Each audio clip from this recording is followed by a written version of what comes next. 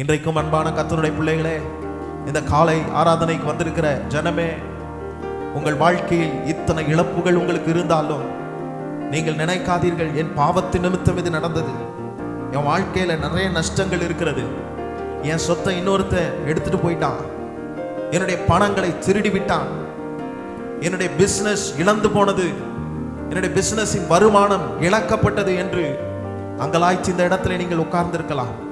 ஒருவேளை உங்கள் பிள்ளைகள் அடிமைத்தனத்துக்குள் இருக்கலாம், சிலர் குடிப்பழக்கத்துக்கு அடிமையாக இருக்கலாம், சிலர் கஞ்சா பழக்கத்துக்கு அடிமையாக இருக்கலாம், சிலர் மற்றவர்களோடு தொடர்புடையவர்களாக இருக்கலாம்.